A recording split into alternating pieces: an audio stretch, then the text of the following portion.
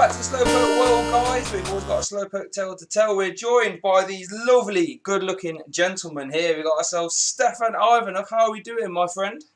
Hi, I'm doing fine. I'm excited to compete in EUIC. There we go. He's excited. He's going to help all of us compete a lot better as well. And we're also joined by the one, the only legend of Burbank and Hayfonte himself, the Troll Slayer, Paul Stringer. What were you saying, bro? Were you good? Hey, yeah, I'm pretty good, guys. How are you two? Yeah, not too bad on this crisp Good Friday evening. The weather's beautiful, and we're going to here to help you guys with your EUIC prep, meta rundown, all that good stuff. But first things first, gentlemen, we've always got our icebreaker around here. That's how we do. So we're going to do type association for anyone that doesn't know the rules.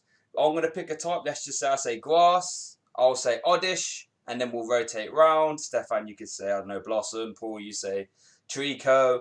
And then the first person to not think of one in time, or the first person to get the type wrong, the Pokemon wrong, is out. And then we'll just keep going like that. We'll probably play 3 games. Does that sound good? Yeah, sounds cool. Okay. Cool. Right, so I'll start then. I'm going to pick... What am I going to pick? I'm going to... let's go poison type. Oh, and also, you can't say the same evolution twice. So if I said Zubat, you couldn't say Golbat. So once the evolution line's gone, that's it. So, speaking of Zubat, I'll start with that. Zubat, and we'll go to you, Stefan, then you, Paul. Yeah. Ecans? Survivor. Ooh, Toxicroak. Coughing? That's fast. Scolipede. Ooh, Skuntank. Grimer? Oh, Stefan's so quick. I think before... Well, it's your turn. I know, I'm trying to think as well. Nidoqueen. Okay, Naganadel. Rosalia? Where's he pulled that from? Amoonguss, I think is poison type. Yeah, no, it is. Yeah. Volplume. Yeah. Bulbasaur? Oh, is it? No, it is. Yeah, it is a poison type. It's a baby. Yeah. Oh, I was about to have to get up Bulbapedia there. I can't think of one. No? Oh, okay, so Paul's out. Right, so a single elimination now, me and you, Stefan. I'll let you pick the type. I pick the type? Yeah, I'll let you pick the type. Alright. Let's say flying. Flying? Okay, yeah. Flying. Yeah. And I start, right? Yeah. Okay, so let's say Spearow. Okay. Tornadus. Skarmory. Rayquaza. Pelipper. Salamence. Emolga. Yeah, Emolga. Braviary. Pidgeot. Oh, who was that? What's that other guy? Mandibuzz. Butterfree. Beautifly. Holucha. That's a good one. No, I've said that right. Landorus. Jumpluff. Oh, he's too quick. I don't get no thinking time. Swanna. Articuno. Oh, Moltres. Okay, Zapdos.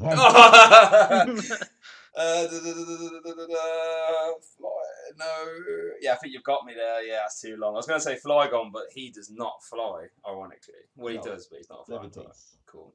Well, we'll do one more round. Paul. Let's see if you can do better this time. I'll let you know, Paul, I'll let you pick the type this time.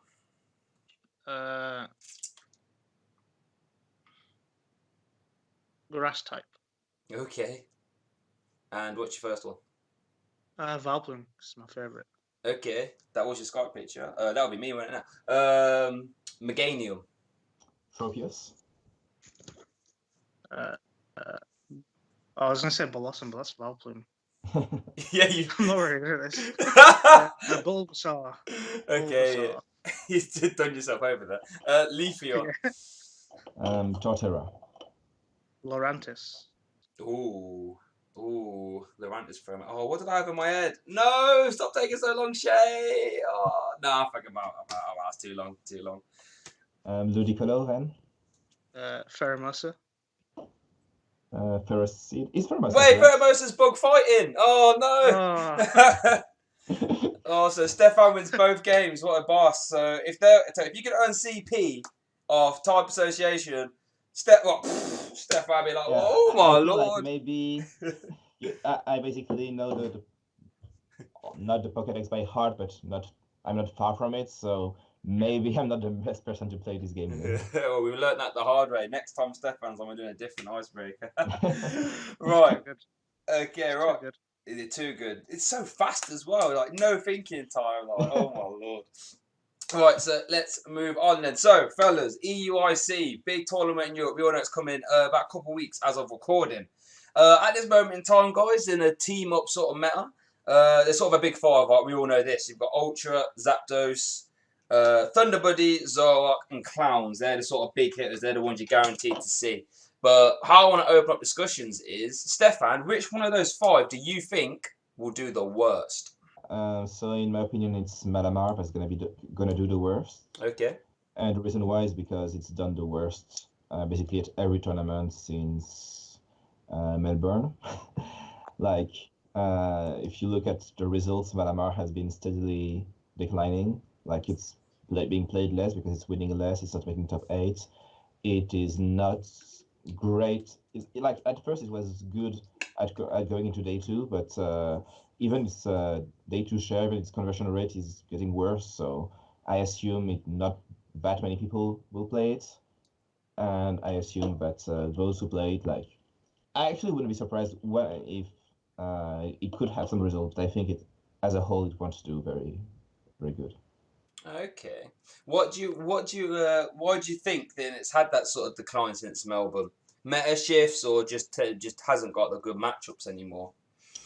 Yeah, I think Alama is very good against a bunch of, like, not random decks, but like tier 2, tier 3 decks. There's a lot of decks that are interesting, but Malamar just beats, like, I don't know, Celesaur, Charizard, Executor, Lost March, whatever. Yeah. But when people just figure out the meta and if they just stop playing or play less these kind of weird decks and focus on the main decks, like lightning stuff in particular, generally beats Malamar and especially Zapdos. And Zapdos has been very popular since it won Oceania. Yeah. Okay. I think that seems pretty fair on there. As a exclusive Malamar player, it hurts me to say this, but I actually agree with you. I actually agree. I think everything you said there is spot on. I feel as if I've always said that Malamar is just the best random shit slayer. Like if you come to me with something random, I'm gonna stomp. Like that's it, you know what I mean? But then, but then any of those top 5, you're sort of looking at maybe 50-50s, maybe even sometimes lower, and that's obviously not what you want. Paul, out of the top 5, what do you think is gonna do the worst? I have to agree with Stephane with Malamar variants. To be honest with you, I don't think they're very consistent. Like on paper, they seem really strong, but when you test them against a variety of really high tier decks like Zapdos and Zoroark and Pikarom, they kind of just don't finish games very well. They stumble quite easily. Yeah. And they just can't keep up. Yeah, I found that especially like you said with like stuff like Thunder Buddies, you can sort of go toe to toe for a bit, and then once they get that big tag bar off, like ping ping, you just like oops. Yeah, if they tag ball both the Malamars, you just scoop your cards. Yeah, like, whoopsie daisy. So moving, and especially with sorry, go on. No, you carry on. Oh yeah, especially with the new Zapdos variants where they're playing Lycanrocs, so they essentially have like 5 Guzmas on Inkers, and it's really hard to keep up after that. Even if they bench like 2 Jirachi for the Sky Scotch for game, they can still just like they can't go quick enough to beat the Zapdos decks. Yeah. At least I think so. Anyway. No, I think that seems pretty. Well, we've both come to the same conclusion, and I agree. Zapdos is, I think, competitively, I think I'm 50-50 with Zapdos, but I've always felt as if it could have went either way. And I feel as if the Zapdos player missed some Jirachi things every now and then.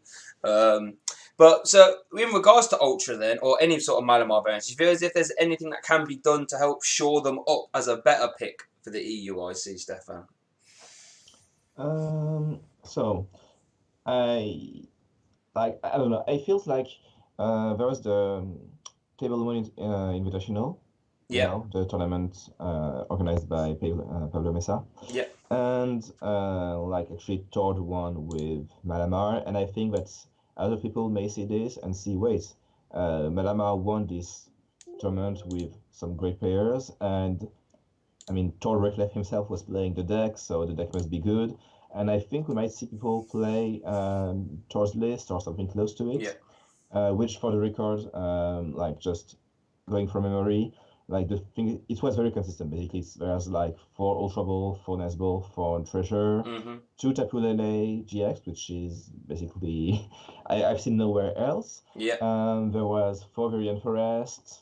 So yeah, basically all the stuff. Really, the deck's made to set up.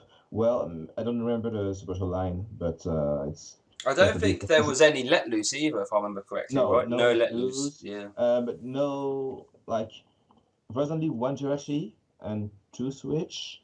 There was Dawnwing's Necrozma, but there wasn't Marshadow GX, for example. So the deck is really not is not trying to beat Pikarom with the fighting weakness or anything, just trying to be very consistent. Yeah. And well.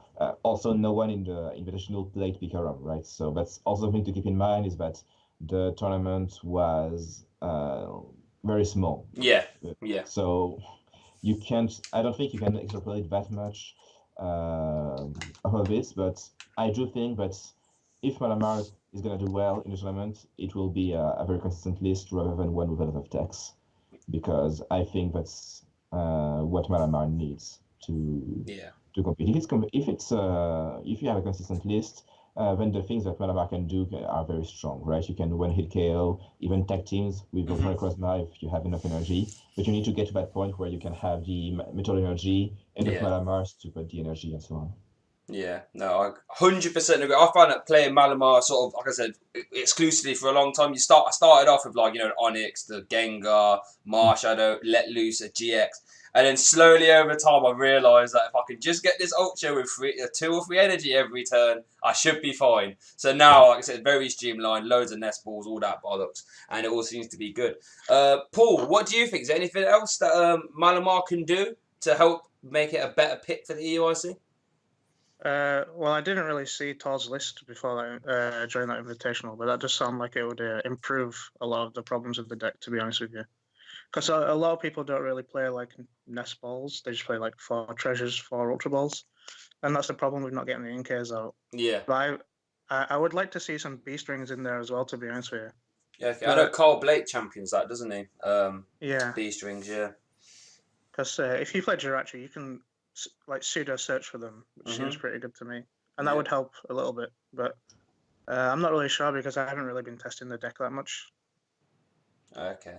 No, Nestball is super good in Malamar. Oh, because when they flip over like a Zapdos, all you're thinking is, right, I need to get at least 2 NK, preferably 3, turn 1. You need to do it because 1 will die. That will happen. You have to just accept that and move on. So I just feel because Malamar's so good at, like, once you get that board of like 2, maybe 3 Malamar, the guillotine are coming back every turn. Like, it doesn't really matter what's in your hand. Like, everything's there, right? If you can just get to that spot, you're at least 50-50 in whatever you're sitting against. But yeah, but it's kind of funny how we all unanimously agree that Ultra is probably the worst out of the 5. So we'll flip the question, Stephane. Which one of the top 5 do you think will have the deepest run or the biggest showing in like a day 2 or a top 8 scenario? That's hard to say. I wish I knew. So I'm gonna go with Pikarom. Okay, is this like a Thunder Buddies type build or the Turbo Pikarom? I don't know. Okay, just some sort of. I actually don't know.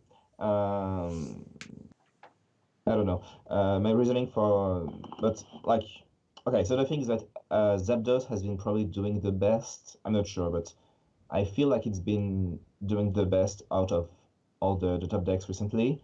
But people are kind of targeting it. And it has issues with some stuff like Zoroark, some stuff like Stole, which I do expect to be there. Yeah. And Pikarom has better matchups against these decks. I would say favorable matchups. And I think just a very strong deck that can do other things. Again, I'm not sure whether we'll see more of a turbo build or our more balanced one with Jirachi and Stone. I think that's the one you call Thunderbirdies, right? Yes, I'm not yeah, actually, yeah. Um, I don't know. I feel like the turbo build might be a bit too risky because people are running stuff like, I don't know, Zapdos like on Rock, for example. Like, yeah, if you're going all in on full blitz into Tag Bolt, then you can have big issues with any fighting Pokemon, yeah. including, like, for example, Lucario GX in Zoroark, stuff like that. Hmm. So yeah, I think I would prefer more like a slower, like, yeah, the Thunderbirdies version, I guess. Okay, yeah. Paul, is out of the top five, do you think Thunder Buddies or some sort of Pikarom build will also do the best? I think it'll do very well, but I think some sort of Zoroark deck will do the best Okay. because like over 9 rounds and a consistent deck that can just keep drawing cards and have answers for like almost every deck seems like it's going to be pretty strong, to be honest with you. Okay. Okay. Do you feel? What do you feel? The problem I think with Zoroark is I don't. If you're playing Zoro, right? The first time I was a Zoro player, I don't think, unless I'm mistaken, there's no sort of matchup where, like, let's say they flip over X card, and I'm thinking, yes, got myself an easy one here. I feel as if every Zoroark game is relatively close to 50-50. Am I right in that assumption? Or Yeah, it's pretty much almost 50-50, but against Zapdos, you have a pretty good matchup if they don't play Lycan Rock. So you can just get yeah. them muck out and draw cards and do one-hit KOs every single turn, and they can really struggle against you. Okay. And if you play the Lucario, you can like one-shot Pikaroms, which doesn't seem so bad. But I guess it depends how many weakness policy they play. Yeah, that's been creeping into Pikarom now. It even has a 2 count I've seen. But I guess Zoroark is Yeah, also one of the decks that can actually inherently fit a field blower. So yeah. that's I interesting. think it's like the only deck that can really play Field Blower. Yeah, They realistically. have a lot of floating spots. Yeah. Yeah. Stefan, Yeah. how do you feel? Oh, you carry on. You carry on. No, I just wanted to say, I think a lot of deck can play field blower. Like Okay. any lightning version, you have Jirachi, you have Volkner, so That's it's not fair. that hard to feel like field blower. Just unnecessary, I think, Yeah. for most decks. But I do think it was needed. You could fit one. Okay. Stefan, how do you feel as if the Thunder Buddies versus Zoroark matchup goes? How do we feel? Is Lucario GX in Zoroark? Because Let's say no for now. if it's not, I'm not very like. I think I would. I think Thunderbird is better in that matchup. If there's no Lucario, if it's just Zoroark like and Rock, I think you just use Zapdos to take early prizes on Rockruffs, and when so you take like 1-2 prize leads, something like that, and then you go for the big full blitz, and they even if they do have the like and Rock at that point, you can just finish the game the turn after that. So yeah, that's basically why I added Lucario GX in my Oh build yeah. for Chianya, which was that without it, I felt like the matchup wasn't good enough. And I know that since then we've seen new builds of Zoroark, including the team up Lycanroc GX, the Yeah. one that discards the energy and so on. And these builds are probably a bit better than the old Zoroark style. Mm-hmm. Because the new Lycanroc Accelerock does 120, so it doesn't need Choice Band or a GX to one hit. Pikarom, also the GX only needs 1 energy, so if there is a lot of energy in the discard for some reason, you can do better. Also, you can discard 1 energy. That said, like these builds are not gonna be enough. Even these builds are not enough against a turbo version of Pikarom, because like the turbo version just goes too fast and you don't have time to put energy and build your board. Unless you have a great start, that can happen with Zoroark, but if your start is not great, you'll just get run over before you can retaliate, because you still need fighting and DCE and your Pokemon, and you can just they take 1 prize on turn 1, they let lose you need to take a few turns to find your footing again, and they don't give you these turns. So that's why if I'm pretty sure that if I'm playing Zoroark, I'm playing Lucario again in the deck. But I guess we're not. Yeah, I don't know. We'll see. I always feel it's like there's so many different ways, so many different lines, so many different counts. You can just sort of take it whichever way, which is kind of nice in that regard. So Paul, you said you imagine some sort of Zoroark variant will have sort of best showing. With Zoroark Control doing well recently, do you feel as if that becomes the go-to Zoroark deck, or do you feel as if that's had its time, and people will sort of have it in the back of their minds now, maybe start to play out to it? Well, I think I'm not really sure how Zoroark Control will do, to be honest with you. I haven't really tested the deck, so I don't really know much about how it plays, but I know it's not a deck for everyone that everyone can play. That's and I think a lot of people are going to attack against it. Like, you're going to see a lot more Rangaroos in Zoroark decks, I think. Yeah. How do you feel about Zoroark Control, Stephane? It's a good deck, but it's a deck that does better when people don't expect it. Because like there's stuff that can do well against it, and yeah, basically it's not. I mean, it's not easy to beat it or anything, but like it does have some weaknesses, like against decks that are aggressive enough. And I feel like when people practice against it, they and maybe adapt their deck to it, they can do well. Also, there are decks that people can run, like I don't know, Rayquaza Vikavolt that just beats Zoroark Control, and I don't know if we'll see it come back, but it is coming back a little. So if people are running it, yeah, that's something that isn't good for Zoroark Control. Yeah, it's just got. It just won a special, did it not? Guatemala, Yeah, I think. won the special event in Guatemala. Jose Monroe used that. He had got top 32 in Denver with the same deck okay. the week before, and Rayquaza Vikavolt also made top 8 at another special event in the Philippines, I believe. Yeah, I did catch that one. Yeah, on Limitless. I'll save that Rayquaza for the Rogue section down the bottom. I want to just finish off the top 5. It is there. Don't worry, we will get into that one. So we've talked about the top end and the bottom end. That leaves us with Clowns and then Zapdos Shroy. Well, Zapdos sort of more variants. I'll take us away from Electric for now. I've talked about Clowns. Now, I thought Clowns coming team up, man. I thought it would have been not necessarily gone, but more outclassed by your likes of like a Pikarom, for example. But it's still hanging around. So, Paul, how do we feel Clowns is in this meta, in the EUIC meta, and how do we think it's going to do? I think it seems pretty decent. I guess it just depends on how many Zapdos you think you'll play against during the day. Because, like, Beast Ring and Let Loose are both equally ridiculous cards. Yeah. That can help you beat a lot of decks, to be honest with you, where you really shouldn't win. Like, against Pikarom, you can just do a lot of damage really, really easily. Yeah, you can just be like, right, here, I've got this 3 energy, and then let me just go Beast Ring, and take my 3 Poisons. And you're just like, whoa! Yeah. Hold on a sec. While shuffling them to 4 cards, so they don't really have an answer to it as well, which is, like, equally insane. This is true, but... carry on. No, you go ahead.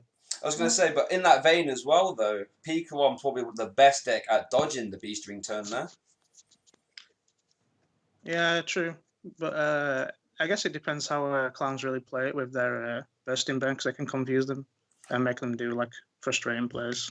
This is also true. Stephane, how do we feel about Clowns moving forward? I don't like the deck, but it's like I can't really argue with results. It's good. Like there are always some players that manage to make it work, and that. Yeah, but just do well with it, and like when the deck runs well, when you have the big strings and stuff like that, it's very strong. Also, yeah, it's one of the best deck at using Let Loose. Many games have been won thanks to it.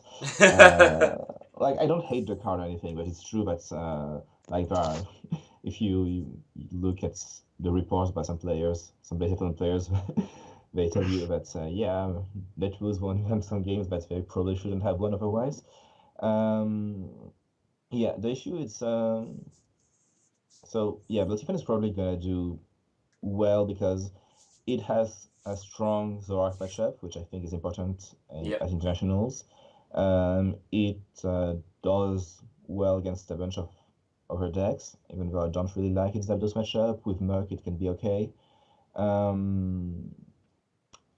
Yeah, and the thing is, it's not like people know it's there, but it's not that prominent in the meta, so people don't tech against Blaziphone that much. Yeah. Right? Yeah. I mean, if you're a Zorak deck, you can't really do much. Yeah, you can try some cute stuff with Latios or Tapu Koko to take 3 or 4 prizes in one turn to avoid the beast strings, but it's hard to do. And if they have a good start, they'll put too much pressure for you to be able to do that.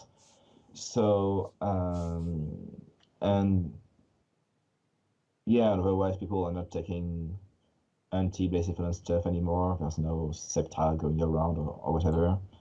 So yeah, I think a deck that has good chances going into the EUIC. Yeah, I feel as if that's a sort of deck where if you're sort of going overseas to play Pokemon, you want to play a deck that's like, for me at least, nice and linear, hard to mess up, and I think Clowns is one of those decks, right? Not to say it's an easy deck to play, but just because it's so like it was almost like Malamar to a certain extent as well, right? Just recharge and do stuff, and you just charge up, do stuff, and I feel as if the game is pretty linear. Like you know what you're doing. You don't have to invent new strategy of the like at a random time. It's just like, yeah, well, I'm gonna use Mind Blown and deal whatever amount of damage I need to take prizes. Although there's some matchups where you have to adapt and use Naganadel more than anything. That's fair. So, and then that will take us on then to sort of Zapdos then. Now, you obviously, more towards the start of the team up meta, Zapdos Shrine was pretty dominant, and now it's sort of, I feel, well, it sort of looks like it's sort of merged a bit more into like the Thunder Buddies, Pikarom, Jolteon kind of build.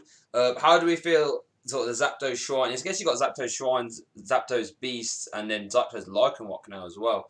Paul, if someone had a gun to your head and said you have to take a Zapdos deck to EUIC, which one would you be playing? Zapdos Lycanroc. Oh, okay, you'd be going down that route. My next question to you then, sir, is why that over like a Zapdos Jolteon Shrine or even over like a Zapdos Beasts? You just have a lot of options with like 3 really powerful GX attacks that your opponent has to play around at all times. Because you probably still play like a 1/1 Jolteon GX line, which is like a really high tempo GX attack. Yeah. Then you have your Lycanroc GX attack, which forces them to like not really be able to bench or play very well. And then you have the Tapu Koko one, which can just come out of nowhere and win the game if they don't like use their energy correctly. And it's pretty consistent. It plays like 4 switches to Escape Rope, 4 Guzma. So like the Absol in the mirror isn't really that like dominant. It doesn't really bother you that much. The only thing that like really destroys the deck is like Muck. And with the Lycanroc, you can put the Muck active and you can try and knock it out with the GX attack rather than just like try and wait for Guzmas and Electro Powers. Yeah, you're a bit more proactive in hunting out the Muck than the other builds. Yeah, pretty much. That's fair. Do you feel as if Zapdos Lycanroc is the best Zapdos variant now?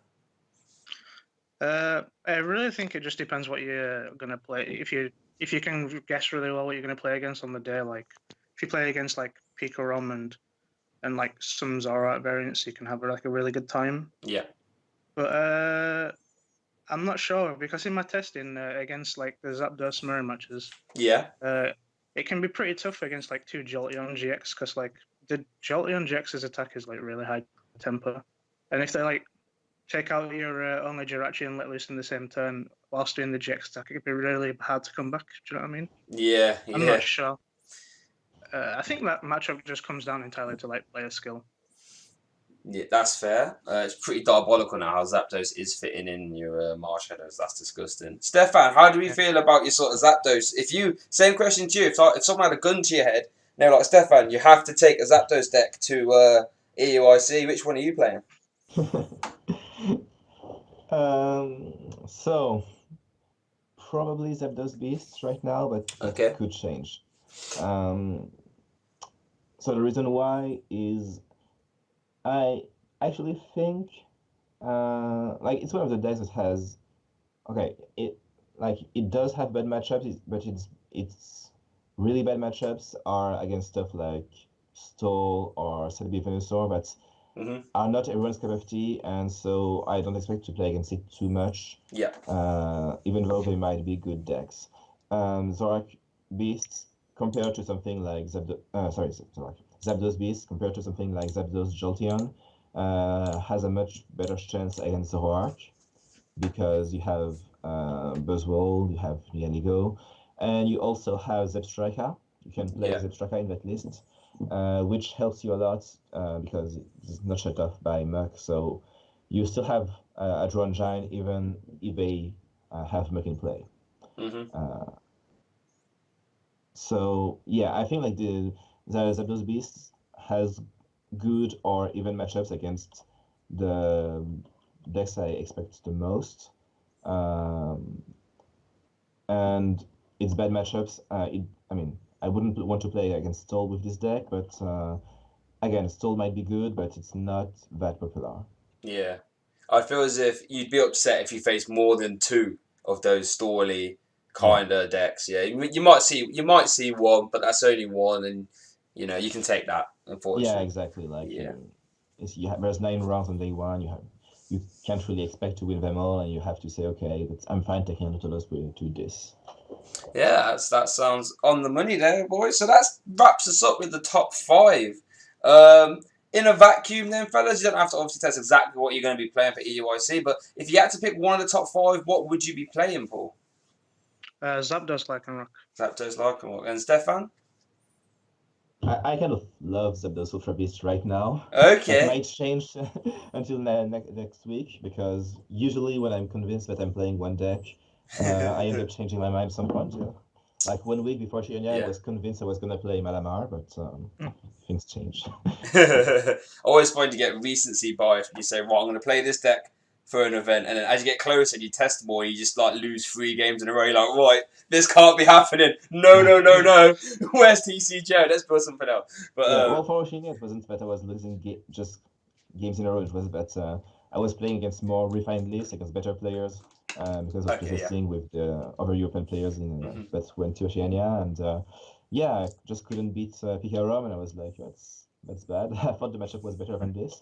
So we ended up removing Malamar from our list of possible decks because of this. Okay. That's cool. If I'd be playing Ultra just because that's all I play. So that's just that's not. It's not a bad deck in general. It would just wasn't the best one. But I actually still consider Malamar now. I think that I always feel like I haven't tried every list, and that maybe haven't found the right list. Yeah. Or I haven't found out how to play the deck optimally. So I'll definitely be trying out some more Malamar before the event. But by the time this next rotation comes, I'm going to be a pro. I'll be playing Malamar all this time, and then I'll be like, right, now it's my time. Here we go. Right. So moving forward then from the big 5, that takes us into like your sort of tier 2, tier 3-ish kind of realm. Now, in my opinion, I've got at the top of this sort of list of decks, I've probably got Mill and Worley, Storley kind of stuff. So you got like your Regigiga style, and then also your Celisaur. I sort of class them as similar kind of play style, right? How do we feel about those kind of decks moving into the EUIC? Are you testing your Mill matchups, Paul? Not really, to be honest with you. Like with what Stefan said earlier on, over 9 rounds, it's okay to take 1 auto loss to one deck, because like with 800 plus people, you're not really gonna see like a wide variety of decks. I'm just happy to take the auto loss, to be honest with you. Okay. Although I guess you could get lucky if they misplay a lot, but I don't really see that happening that much. Okay. Stephane, how do you feel about Mill moving into this tournament? So I think it's one of the best decks in the format. Like. Oh really? Okay. Yeah. I mean, again, I'm just looking at the results, and especially compared to, it's not a very popular style of play, right? So not that many people play it. Yeah. But recently there's a lot. It's been making it's had a lot of results. So it made top 4 in Collinsville. It made top 2 in CAD. It made top 2 in Bolzano. It made top 2 in Denver. I'm not sure about like the smaller regionals. I don't remember the results exactly. I'm not gonna check on Limitless right now. But yeah, basically, if you look at the results, the deck has been doing very well. And I'm not a Stole expert or anything, but it seems like the people who are finding a lot of ways to beat even unfavorable stuff, right? Like, I talked to Alessandro Cremascoli, who got second place in Cannes and in Bolzano with his stall deck. And yeah, he says that he's not worried about Zorak with Oranguru or stuff like that. Oh. So there are ways, and I don't exactly know what he's playing, but I've heard that he was playing Buzzwole, and I don't know exactly how that works. I think there's counter energy in it and counter gain, and anyway, the point is that yeah, stall is strong. I think, like, just looking at the facts, it's just that not many people want to play it because it's a particular style, and because they might be afraid of ties, afraid, of people like running the clock against them, or also people they might be just feeling that they don't know how to play the deck well enough, which it's a very specific type of deck, and you have to learn how to play it. But it's different from anything else. And so, yeah, it's understandable that someone doesn't want to spend hours learning how to play one deck and then just to save at the end, oh, I'm just gonna play Zapdos, it's simpler in the end. So, but yeah, the deck is good, and there are a few people that are gonna play it because they always play it, and I think they're gonna do very well. So, yeah. Would you put like the Regigigas sort of hoopery style better than the Celisaur style? Because that's had a deep one as well recently. Stephane Ivanoff is a bit different. Like, I don't classify it as stall, even though you're right, it's a similar mindset, I guess, but like the classic stall doesn't attack except when it does with Lugia GX and stuff like that. But I don't know, it's not planning on attacking. Like, most of the time, it's not going to attack. Whereas Stephane Ivanoff, most of the turns you want to attack, right? That's fair. Yeah. I guess the difference would be whether you play Lusamine or not, basically. And yeah, I think the Lusamine decks are better. I think Stephane Ivanoff has issues with. I don't think it can solve these issues with Malamar. I think it can do, like, its Piccolo matchup is not great. It has Blaziphone also, obviously, because of weakness. So I think the Lusamine builds, Regigas, Hoopa, stuff like that, with whatever crazy text people can think of, those are the ones who have the most potential and who do the best, basically. Okay. Paul, would you be shocked for a Lusamine-esque stall deck to be in top 8? I wouldn't, to be honest with you. Okay. Because, like, some of the cards they play are, like, really ridiculous, like Faber and Lusamine, and really annoying stall cards, and running your opponent out of resources is... It doesn't always work, but when it does, it's just ridiculous and completely overpowered sometimes. And like Stefan says, if it has the right matchups, it can just be like the best deck in the format on the day. Yeah. I found with Mill, a lot of people will be like, oh, I know what to do against Mill, just do X, Y, and Z. But then if that exact game plan doesn't happen, and then they fault for even just a turn, and then that Mill player gets a free Lusamine or gets a turn without a Lusamine, let's say, they can just start to steamroll, and then that's when it will just unravel completely, right? And then they got you. So yeah, it can be really frustrating to play against. That's for sure. That's why I'm not testing it at all. If the stall player knows, I mean, the thing is, stall players, dedicated stall players, know how to play the matchups, like every popular matchup. Even if you know in theory how to play against stall, you're more likely to make some mistakes. But a good player can just capitalize on even a small mistake, because especially with cards like Steven's Resolve, they have the cards they want in their hand. So if you do a mistake, you're gonna, like, for example, I was playing, like, I don't know, 2 weeks ago, I was playing Malamar online. I thought I could play against Stone, and I was like, okay, sure. So I thought, okay, I'm just gonna knock them out, have Giratina to do stuff. Regigas has a lot of HP, but I'm gonna use Marshall GX to copy Giratina. Because there's the impact from this card. And so I did that. And then he used Girafarik to lost zone my Giratina into this card. I was like, sure, okay, but I have a second Giratina. And I attacked. I took a Hoopa with it. And then he sent Lugia, DCE, Counter Gain, Xrola or something. And then he just lost zone my second Giratina.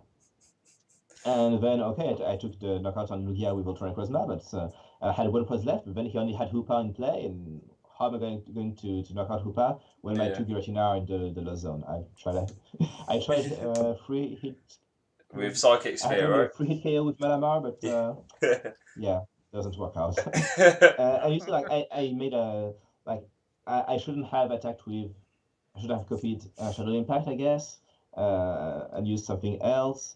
And I guess you can say it's just a small mistake at some point, but since he had Steven Resolve, he had like 15 cards in hand, but he chose. Yeah. He knew that exactly how to win against the mistake that I made. Yeah, that's you carry on. The same thing as a matchup. Sorry. That's what I was literally just about to allude to that point. I feel because like outside of like Let Loose and maybe the odd judge, I feel you're in the most control with your mill decks, right? Because you pick exactly what you want when you want. You Lucamine for what you want, you Stevens for exactly what you want. So they are really in control. Like, what they want to do, they will do for the most part, right? So that will reward any players that's willing to sort of put the time in and learn all those matchups. But you're a braver man than me to be to be learning all that. You've got more patience than me if you can do that. Fair play to you. I just want to just throw on guys and stuff for like full energy. Very good. So another one of these decks I've got in the rogue pile. Alolan Eggs. Now in the UK, Stephane, this has been, I've seen this a lot in cups, right? Some success as well. I'm not gonna lie. Some of it has been sort of getting up there too.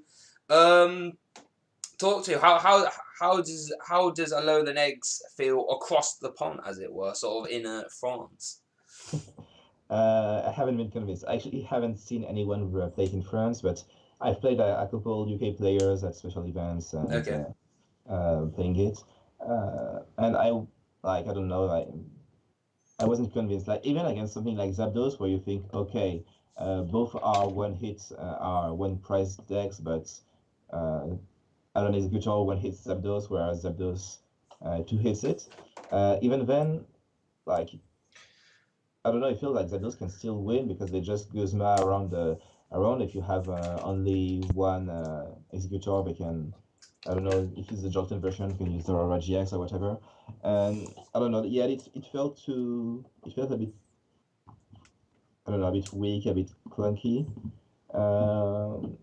I guess, although I played when I was playing in the League Cup in Bolzano. I was playing Zapdos Jolteon, and I played against Jacob Malander, who was playing Eggs. Mm-hmm. And yeah, I feel like maybe if he had a better start, he got a bricked, and maybe he could have gone better if he didn't brick. Yeah. But so maybe I was just lucky. But in general, I've seen the decks a few times, and I don't know. I feel it's not good enough to do well in the general metagame. Okay. Now, Paul, seeing as you're in the UK as well, I'm sure you've seen some Alolan Eggs dotted about at cups, right? As well. Yeah, I have. Yeah, quite actually. Yeah.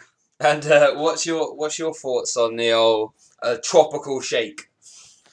It's a really cool deck. It's fun to play for sure, but like Stephane said, it doesn't really have like the power to get through like a long game. Like the variant that I was testing had like a shed ninja in it, so your opponent could never take prizes. Yeah, I was going to get to that. Yeah, it's not a viable strategy for you to keep like going through, even with like 3 rescue stretcher and a Brock script. Like Zoroark and Zapdos and Pico Rom will just get through your wall eventually, and you'll just crumble. To be honest with you, I mean it's cool, but I would never play it in a 9-round regional tournament. I just feel it's for like a league challenge. Yeah, I think for me it's a cup and below deck. I think you'd be a madman to take that to a 9-rounder. I feel on paper, right, at stage 1, attacking full energy for about 122 shot. That seems good on paper, but because you can't really have a big draw engine, right? You can't, like, you're not trading, you're not doing that. I've seen some lists with Zeb Striker, but not really. You can't run Jirachi because you're trying to obviously limit the free prizes they can take. And they're having to use Let Loose like as a sort of main draw. You're just so susceptible to like just missing stuff. And then if you miss a stuff and they can't attack, you sort of mitigate the fact that they've got 160 because you just get a free hit in anyway. So it's just like So exactly. I feel as if out of all my decks outside the top 4, I think Alolan Eggs for me is towards the bottom. How do we feel about that? Yeah, I agree. To be honest with you. Yeah. How do you feel? How do you feel about that, Sorry, Stefan? what As was well? the question? Can you Oh, repeat? out of all the decks I've got outside the top 5, so sort of like your Mills, Celestor, Nagquag, Eggs, I've got it pretty much towards the bottom. Do you feel as if it's down there ranking wise? Yeah, I guess. Yeah. Sorry, hello and Eggs. Bit of a meme, but yeah, if you want to have fun in the Day 2 League Cup, be my friend. Be my friend, carry on. It's a good deck, though. It's true. Right, what else have I got here? So I've got Nagquag now. I don't really know a ton about this, but I think someone did Ross Crawford. I think it was top 16. I'd like to say, or top 32, something like that. Top 16th place exactly. So, and he was playing like some wacky like 2-counter catcher, no Guzma, wishful baton cart build, something like that, right? Yeah. Now, absolutely wild. Absolutely crazy. Do we feel as if it's like a one tournament wonder, or is there any legs to that kind of a Nagquag build? We'll start with you, Paul. I'm not really sure, to be honest with you, because I don't really have a lot of experience with that sort of deck. It seems pretty cool, though, but I feel like it would probably just lose to, like, Venusaur and probably Pikarom. I'm not really sure. Yeah, I can see Pikarom putting shit into it as well, to be fair.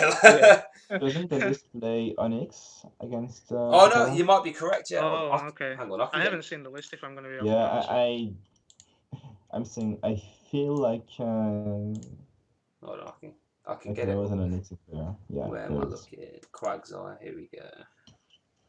So professional here. Let's have a look. Ross Cawthorn. Let's have a look. 16th place. Yeah, he did run an Onyx, yeah. 4-3 okay. He ran a obviously a Magikarp Warlord as well, so yeah. Just seems absolutely nutty that I look at it here though. One count. I had one counter catcher. I thought I had two. Oh my lord. So yeah, how do we feel about this then, Stefan? Was it a one tournament wonder, or could it have a repeat showing? I don't know. So to my great shame, I actually haven't tried out the deck yet. Okay, so if you look at the list, it's kind of geared toward a certain metagame. Like, for example, the 4 wishful button works because people are not playing Field Blower. Like, most people are playing Field Blower in any deck because it's not being very useful, which makes wishful button suddenly very good. The fact that there's no Kuzma is something that works much better when people don't know your list. Like, if you know that this deck has no Kuzma, you can play in a very different way, and so the deck will not do as well. Yeah. So I think this specific list, it was kind of a one-hit wonder. That said, the concept isn't bad. I feel like, I don't know, I like the deck, and I want to say I think it can do. I think it can do more, but at the same time, the few times I've played against it online, I don't know. It felt like it needed really a lot to close out games, because you need to have your board a lot of stage 1s. Then you have to find your Magikarp Warrior GX. Yeah. Then you have to I don't know. There's a lot that can go wrong, and I'm worried that this is not the right deck to play for a big tournament like this. Yeah. But if you expect a lot of play safe alone, that seems pretty good. You watch out like this. Yeah, if you play this for 9 rounds and 5 of your opponents flip over with Persephone GX, you're just like, here we go. Well, I think it's just been a couple more then, baby. Here we go. But yeah, no, I completely agree. To be fair, like now knowing like if let's say I was there and then someone flipped over a Rupert, I'm just going to assume it's this list, and then if you know they've only got one Gust, that can just completely change how you go about things. But in all fairness, though, that Warlord that can do some nutty stuff. Just come out of nowhere and just. I'm surprised it wasn't played in the Articuno, to be fair, just so you can try and slow stuff down. But hey, he got top 16, so I'm assuming he knows what he's doing. Yeah, well, you can move the energy around thanks to Quagsire, so you don't need to have Magikarp and Wailord on the bench all game. Yeah, no, that's fair. Yeah. And you can use Articuno to protect your bench, but you also need to attack with some stuff like Quagsire. And so if you have Quagsire, you have to attack Quagsire. People are gonna knock out Quagsire anyway. Or they could Kuzma and Nadel, which Articuno doesn't protect. So yeah, no, I think Articuno works better if you use like a pure water build with Blastoise. Okay, yeah, no, that's completely fair. Yeah. But yeah, I think with like the wishful buttons, like just to play buttons, yeah, it sort of feels. I mean, it sounds a bit like the Alone X are going to be with a higher damage ceiling, right? Non-GX hitting for good consistent damage, and if the buttons stick, I mean, he's playing 4, and we've already mentioned that a lot of decks could play Blur, but it's not really getting played that much. That seems decent on paper if you can stream sort of your attackers at the right time. Obviously, you weave in the turning point turn as well if you can. So yeah, seems okay. And I think that's pretty much all the rogues. Has anyone else got any rogues that we could talk about, or any other decks that I've potentially missed off? I'm gonna have a look at Limitless while I'm here. I think Rayquaza will be quite. Oh yes, okay, yeah. So talk to me, Paul, about Rayquaza. Talk to me, baby. It's a deck that has a ridiculously high ceiling and plays multiple Let Loose Marshadows, and well, we all know how good Let Loose Marshadow is. And if you can't stop the Rayquaza from doing what it wants to do, it'll just pound through your deck really fast. If it gets turned to Vikavolt and Let Loose. But I don't know. I think it seems really good against like Venusaur, Zoroark, Pikarom. Well, it beat Pikarom in the finals of the SBE, right? I think. Yeah. It seems really strong. And you can play like multiple non-GX attackers to beat like Cooper and things like that. Yeah, you get like Delmos and stuff, don't you? And that, yeah. Multiple energy recycler, and again, Marshadow is a ridiculous card. Yeah, I'm just going to actually bring up that list. Well, Stephane, how do you feel about Rayquaza? I know we mentioned it earlier. I agree. So to add to what Paul said, I think that what's interesting about Rayquaza is that it might actually be in a very good spot for the meta game. Because if we expect people to play less Zapdos because of the rise of zero control and meal and stuff like that, Zapdos is basically one of the most annoying things for Rayquaza because they can just, Guzma grab in and knock you out, prevent you from evolving to Vikavolt, and then they can just two-shot your Rayquaza, and being able to deal 240 damage isn't very important when your opponent has just Zapdos. But otherwise, yeah, it does very well against all versions of Zoroark. It does, I think it does okay against Malamar and against Blacephalon. It seems to do well against Pikarom, at least it can do because of the Marshadow GX. So, yeah, especially the most Turbo Blitz that really focus on Full Blitz and not so much on Zapdos and other stuff. And also, yeah, it just destroys Stall. Like, if you're worried about Stall, you just play Rayquaza and they cannot do anything. They cannot remove your energy because you play 2 energy recycler plus the Aurora GX and you accelerate them super fast with Vikavolt. They can't Guzma stall you because you have Zoroark's ability. Yeah. They can't, like if I have Vileplume, you're like, okay, I'm just gonna knock it out with Vikavolt. So there's really nothing they can do. And yeah, maybe I'm obviously like, again, I don't think that many people will play Stall, and there will probably still be a lot of Zapdos, so you have still to take it with a grain of salt. But yeah, if you assume that Stall is in the best spot it's been since a long time, and that Zapdos might be at its lower point since it came out in Team Up, which again, lower point doesn't mean it's gonna not be played, right? It's just less than usual. Rayquaza could actually be the surprise pick of the tournament. I wouldn't be surprised at all to see some in day 2. Oh wow! As you've both said some there, so like we're talking in multiple quantities. Multiple Rayquaza in day 2. I don't know if it I don't know. I don't know if it can make top 8. Like maybe I just feel like the deck is like what I'm considering Rayquaza. Just that's the thing that would a bit bother me is that sometimes the deck just breaks. You just don't get your Vikavolt. You can find stuff, and the new cards in the deck help, right? Shaymin, Prism Star, Focus, Prism Star. They can help attack faster. But there are still games where you're never gonna find Vikavolt, and you will find it, but you are 3 prices down, and it's over. And in a best of 3 situation, that's you can just say, okay, I'm gonna lose 1 game and win the 2 others, but that's still the kind of thing that would bother me in a big tournament like this. I think I would want to play a safer pick, and I assume many people will do the same. Yeah. Although you always see people play risky stuff at nationals, so maybe I'm wrong. I don't know. Yeah, maybe you get some people. I just feel like Rayquaza has a lack of relative lack of consistency. It's not random deck or anything, but it's less consistent than other decks, and Bite might actually stop it from going too far in the tournament. Yeah. I mean, you might get that a few people trying that Cinderella story, but for me personally, I don't think I'd ever take a stage 2 deck to a 9-rounder because I'm just not playing those games. Like, I am not. Yeah. I am not. I took the gamble. I wrote a stage 2 deck to Brazil Internationals back in November. That was the only major event in the season where I didn't get points. So interesting. I'm There you probably go. not gonna play stage 2 in Berlin. I wish I was, but it's just it's not. Yeah. It's not strong enough right now. I just think, you'd be a braver man than me. I'd rather take Mill than take a stage 2. Oh yeah, Mill is strong. Just Yeah, to play it well. It's very strong. Yeah, I'm just not a fan of stage 2s. I'll quickly go through Limitless. I thought one more we'll quickly talk about before we wrap things up then, fellas. Passimian Coca. Now, I know Joe at Omnipoke, he always tells me about Passimian Coca all the time. I always feel as if Passimian's always been that on the cusp sort of counter deck that's never really done any major damage. But he's been hyping it up recently. How do we feel about Passimian Coco, Paul?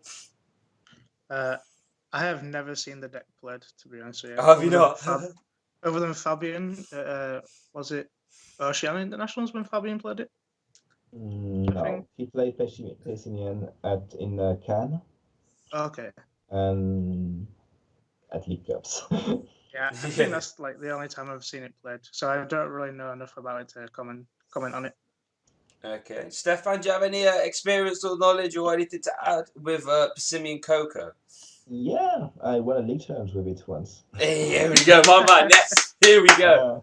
Hey, it's more expensive than Paul. All right, so I think it's okay. I think it's good. It should be good, but I don't know. It's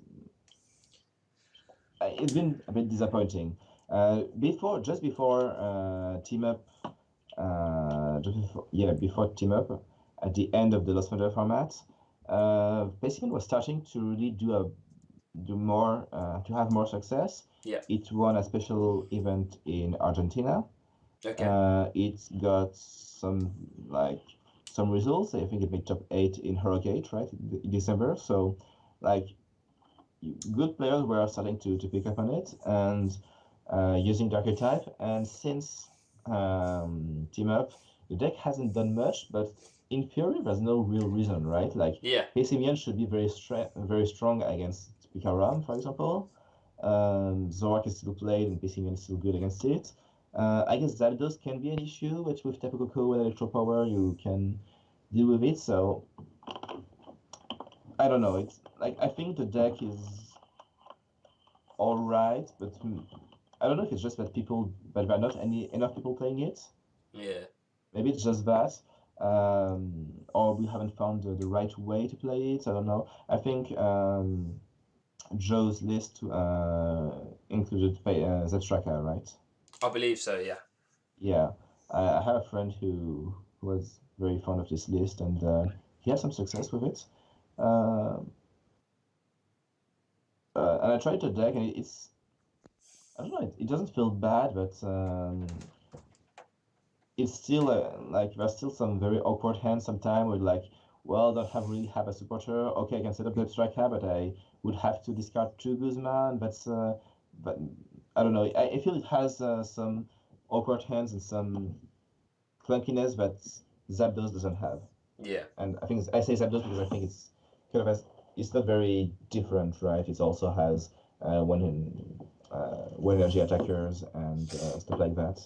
Yeah, that's the sort of direction I was going to take. I was like, if you're going to be a non-Jex that attacks for 1 attachment, you sort of compete with Zapdos, and to get that sort of 100-ish benchmark kind of damage, Zapdos does it a lot easier, a lot cleaner, and a lot more consistently. But I feel with Passimian, it's so weird. It's one of them, like you said, you sit down and you think, right, Passimian Coco, yeah, it does good against that, it's good against this, good against that. It's okay, but then you never actually really sleeve it up, do you? It just sits in your mind. You never really give it a good little go, do you? But which I don't know, and it seems to be a lot of people on that similar mindset. I don't know. It's just not.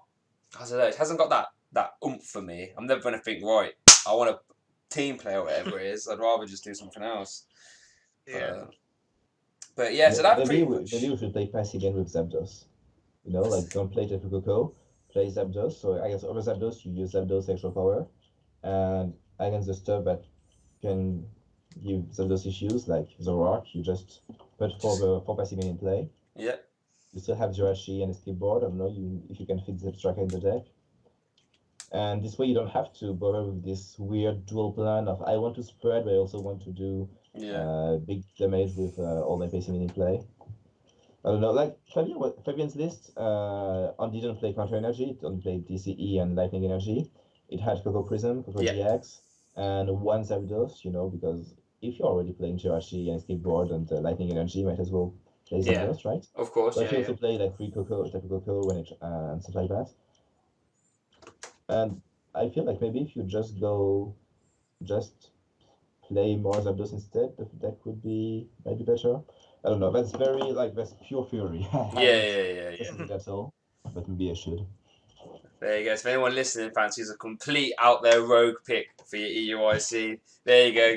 Get your Zapdos Persimmon. Get it sleeved up now. Start testing right this second. Right, so that pretty much wraps us for everything I want to talk about realistically. Paul, let's just imagine then, you've just played your day 1 at EUIC. Okay. You've played your 9 rounds. What sort of quantities of deck do you expect? Like, what deck do you feel is you're going to play against the most? Probably Zapdos decks. Zapdos decks. Is that like more the Zapdos Beast Lycanroc or the sort of Thunder Buddies-esque? I'm not really sure which would you play against the most, but I just mean like as a whole, you'll play against a lot of Zapdos, I think. Just because Jirachi is really consistent. Yeah, Jirachi is nuts, isn't it? So I was thinking the other day, it's so good. Like I held out playing in Malamar for so long. I didn't want to have easy prize on the board. I didn't want to just go muck and be like, oh, fuck's sake. But I think one League Cup, I was like, fuck it, I was going to put it in. I was like, yo, this is sick. Like, this is incredible how good this is. Bloody hell. Yeah, it's mind-blowing how, like, consistent it makes most of the decks that it's in. It's really insane. I love the card, to be honest with you. No, it is good. I'm glad I got my pre-release promos dirt cheap as well when they first came out. £5 each. Like, yes, then. What a lad. Yes. Oh, I paid too much for mine. I know. My Malamar deck's all pre-released out, so I had to get them. I thought, well, the price only goes up for it for the most part, so £5. I thought. Oh, that's Slowpoke Well money. Yeah, so it's because I only play Malamar. Well, but the story is at the end of last season, I thought, well, I'm gonna stop playing stupid shit because that's what I always do. I'll play stupid shit, wonder why I do shit. So I thought, well, Malamar, chances are this isn't gonna go anywhere. I'm just gonna play this moving forward. And I thought, well, if I say that, I'm just gonna go against my word because that's just how I am. So I thought, well, if I just invest money into the deck so it's shiny, I will play it, and that's what I've done, and I've so far stuck to it. So that's good. So Stephane, after day 1, let's have interviewing now. After day 1, what deck do you feel as if you would have played the most? Yeah, I agree. Probably Zapdos. I expect to have some opponents use Zoroark because Zoroark is good. But I don't know, it hasn't been that popular in Europe as compared to last season, but it's still, I don't know, it's coming back, I guess. Yeah, Zapdos, Zoroark, probably some Pikachu Zekrom. I don't know I don't know how popular Blacephalon will be, but I would expect mostly Zoroark and Lightning stuff. With some Blacephalon. Probably some people will still play Malamar because some people always do, and it's a simple deck to for example yourself. It's a simple deck to use, and it's it's a very linear strategy, so you know how to play it. You don't have to, and you can feel confident going, I know how to play your deck, rather than something like Stall, where you might have to invent a new strategy on the spot every round or every game. I don't know if there's been any weird rock decks that's been gaining popularity in Europe. What was popular in Bolzano? Zapdos and Zoroark, right? We had some Blacephalon, I guess. Yeah. Yeah. So my next question, I'll quickly bring up Bolzano now because you mentioned I'm intrigued myself. Let's have a look. Yeah, it was all Zoroark, and there was a Mill and there's Zapdos. Yeah, that is a big 5 meta right there. Do we feel as if in the meta there's room for any sort of new, I say new decks, but like new takes on archetypes, like a new variant of something to come out? We'll start with you, Stefan. I just invented facing and Zapdos on the spot. What do you want from me? I want something else, damn it! Come on. We'll go to Paul Ball. Let's no, Stefan. for real. I don't know. Like we're nearing the end of the format. It's feeling a bit like we've, kind of went around and we've seen all the format had to offer. At the same time, usually, like not usually, but it's happened several times that when everyone thought there was nothing else to figure out, someone comes up with a new deck, right? Grant Manley invented some kind of weird Wobbuffet stole deck against second tactics in some regionals 2 years ago, when we all thought that there was nothing, that the format was figured out and there were like the 4 decks and that's all. So maybe someone will have a new stuff, some new stuff.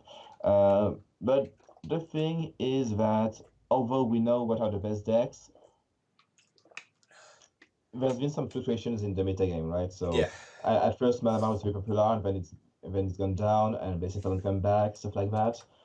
And this all makes it hard for something really new to break through because you have to have a rock deck that's good against the stuff that's gonna be played, which might not be the same thing that was played before. For example, like 1 month ago, if you had a deck that was terrible against Malamar, you probably wouldn't want to play it because you might face like maybe 1/3 of your rounds would be against Malamar at any event. And now since Malamar has done that, you have like it's being played less, so it's more reasonable to play something like Celesaur or I don't know Charizard that loses to Malamar. So I don't know. Like we might actually see a return of Lost March. Oh, okay. Whoa, you heard it here first, fellas. Lost March. I don't know. Is it like if people don't play too much Malamar, deck is alright. It can beat Pikarom. It should beat at least good against Zoroark. Should be good against Baseflon unless I'm missing something. Zapdos is EP, like it's probably whoever takes the first knockout, but maybe you can miss it. Maybe there's some tech to play. And Lost March should beat Stole, so I don't know. I feel like the deck is not that bad. It was bad because Malamar was super played, and if Malamar is not super played anymore, the deck is not bad. Probably not great either, but not terrible. Okay. That's one deck I didn't have on me.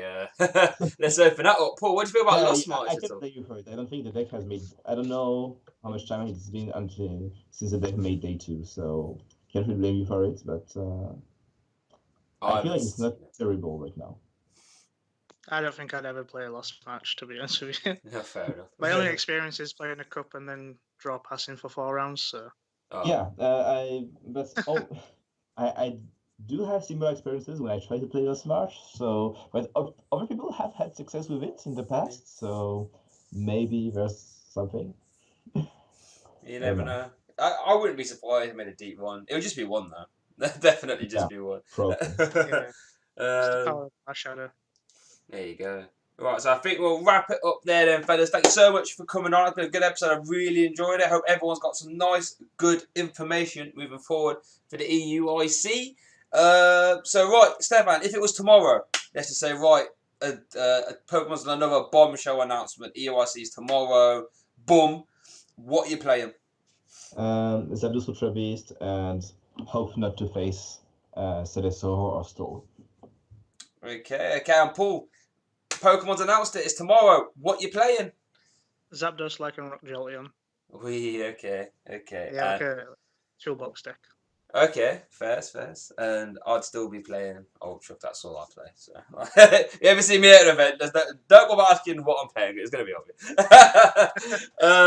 Right, so thank you all for coming on, fellas. I'll let you get any shout-outs or anything like that. Paul, any shout-outs you want to do before we wrap it up? Just to my testing partners and my friends from the UK. Basically, everyone that plays the game and knows me. Okay, cool. And you're part of Canto Cousins, correct, right? Yeah, I'm part of Canto Cousins right now, and Toby's a really good player. And you just got your invite this week as well, right? Yeah, I did, yeah. Yeah, congratulations, bro. Congratulations. Thanks very much. My guy. Right, and Stephane, any shout-outs you want to do before we wrap up? Yeah, so I have no team anymore, so no shout-outs there, but just to let you know that I'm writing for Poke Beach, so if you like the sort of meta-analysis that I do, you can check out my articles there. You can contact me if you want some coaching. Otherwise, also I'm streaming again after like 1 month of not streaming, so you can check me out, check my Twitter, my links are there and so on. And yeah, hopefully this was useful, and best of luck in EUIC to everyone. There we go. Sounds good. There we go. Right, so then my normal shout out to my Team Black. It's just not that good, but they're to have fun really. And then shout out to Joe Omnipoke as well, puts out good content. And I would say I am actually subscribed to Poke Beach. I have read some of those articles. There's 2 pieces I'm subscribed to, someone's PC and Poke Beach, so I have actually read some of them. So. There we go, and they are quite good. So look out for Stephane's gym. I'm going to try and join on one of those streams, buddy. So thank you all for listening. Come to the Slowpoke Well. I've always had the Slowpoke tale to tell, and I'll see you all next time. Pow!